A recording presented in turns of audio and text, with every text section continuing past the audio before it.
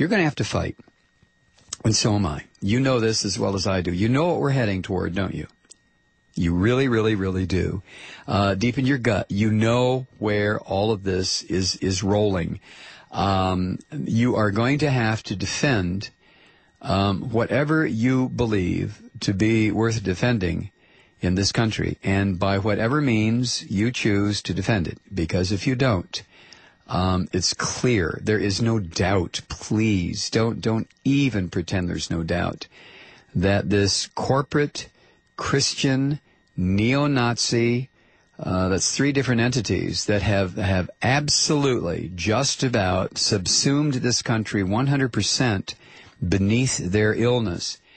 Either you are going to accept it and just let it roll over you and live your life according to their dictates, or you're going to fight. There is no middle ground.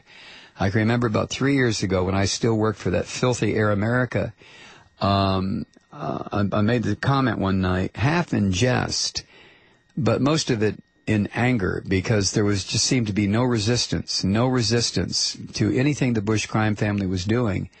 And I said, you know, you can ask the Germans, there aren't probably that many left now, but the Germans in the 20s and 30s in Germany, if you weren't a trade unionist or a communist or a socialist or a Jew, living under fascism was not all that bad.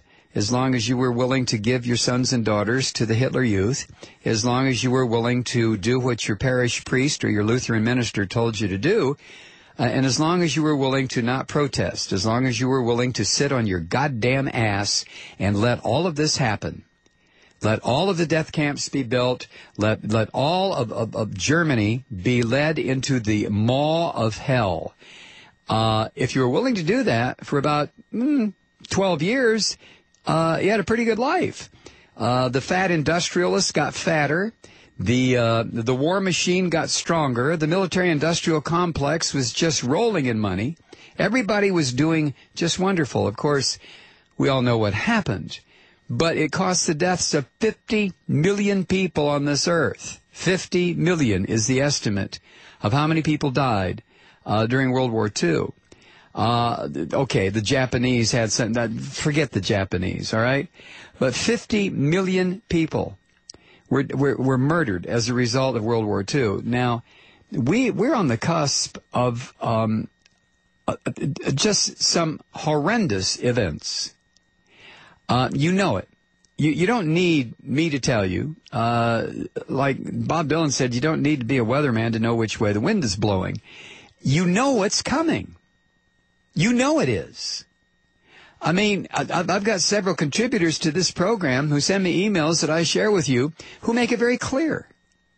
There is no doubt that this entrenched, murderous, corporatist, Christian, quotes around the word Christian, I still do that, a right-wing Republican neo-Nazism in this country put out there by filth like Glenn Beck and Sean Hannity and Rush Limbaugh and this whole cadre of what's his name? Lou Dobbs now is in that pantheon of psychopaths.